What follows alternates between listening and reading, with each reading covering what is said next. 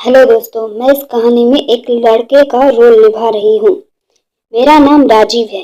मैं अपनी बुआ जी को बार बार देखे जा रहा था क्योंकि बुआ मुझे बहुत अच्छी लग रही थी और उस दिन वह लाल सूट पहने हुए थी जो उन पर बहुत अच्छा लग रहा था। मैंने देखा कि बुआ एक पड़ोस के घर जा रही है। मैं भी अपनी बुआ के साथ चला गया। उस घर में बुआ की सहेली रहती है और फिर बुआ उससे बात करने लगती है। मैं सोचने लगता हूँ कि बैठे बैठे क्या करूँगा क्योंकि मैं बोर हो रहा था। मैंने बुआ से कहा, मैं घर जा रहा हूँ और आप बात करके आ जाना। उसके बाद मैं घर आ गया और बुआ के बारे में सोचने लगा। उनको भूल ही नहीं पा रहा था। बुआ को काफी समय हो गया लेकिन वह अभी सहेली के पास से नहीं आई है। तो मैंने खाना खाया और बुआ के कमरे में जाकर लेट गया। थोड़ी देर बाद मुझे फोन में वह देखने को मन हुआ तो मैं फोन चलाने लगा और फोन की आवाज एकदम से धीमी कर दी, लेकिन मैंने अंदर से दरवाजा बंद नहीं किया था। मैं फोन में मूवी देखने लगा। तभी मेरी बुआ धीरे से मेरे पास आ गई और काफी देर तक मेरे फोन में देखती रही। मुझे इस बारे में कुछ नहीं पता था कि मेरी बुआ मेरे पीछे खड़ी है। जब मैं करवट लिया तो देखा कि मेरी बुआ की नजर मेरे फोन में है। मैं एकदम से चौंक गया और बुआ को देखकर फोन छुपा लिया। कुछ देर तो मेरी बुआ मुझसे कुछ नहीं बोली, लेकिन अचानक उन्होंने कहा, राजीव, फोन में वह देख रहे थे। मैंने धीरे से कहा, बुआ, बहुत दिन से कोई मूवी नहीं देखी थी इसलिए आज मन होने लगा। मैंने सोचा बुआ डांटेगी, लेकिन बुआ ने कुछ नहीं कहा और मेरा साथ दिया। फिर मैंने मन में ख्याल किया कि यही अच्छा मौका है बुआ से वो के लिए कहने का। मन बुआ से कहो, बुआ, अब मेरा भी मन वो करने को होने लगा है। बुआ बोली, राजीव, यह तुम क्या कर रहे हो? हम लोग कैसे?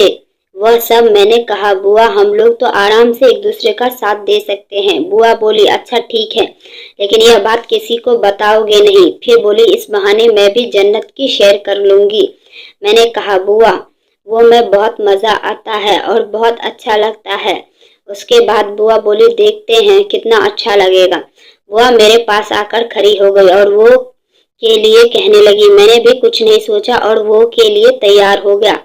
वो होने के बाद बुआ बोली, सच में राजीव, बहुत अच्छा लगा। अब से तुम ही मेरा साथ दोगे और मैं भी तुम्हारा बराबर साथ दूंगी। उसके बाद से बुआ का वो में ज्यादा खुशी मिलने लगी और हर 2 दिन में कहने लगी। मैं भी बहुत खुश था। मेरी बुआ वो भी के लिए मना नहीं करती। एक दिन मैं खाना खा रहा था, तभी मेरे पापा अचानक बुआ की शादी की बात करने लगे। मैं एकदम से चौंक गया और अब तो मैं अपने घर में अकेला हो जाऊंगा। बुआ भी पास में ही बैठी थी। पापा की बात सुनकर बुआ बुआ शर्मा कर अपने कमरे में चली गई। मैं खाना खाकर बुआ के पास गया और बोला, बुआ, अब तो मुझे छोड़कर अपने ससुराल चली जाओगी, फिर मेरे साथ कौन देगा? उसके बाद बुआ ने कहा, अभी तो बात कर रहे हैं, पता नहीं मुझे लड़का पसंद आए कि नहीं। फिर बुआ बोली, अभी तो 1 या 2 साल लग जाएंगे, तब तक अपने घर में ही रह रही हूँ। तब तक बुआ की शादी नहीं होती है, तब तक मैं बुआ के साथ वो सब हम दोनों को बहुत अच्छा लगता।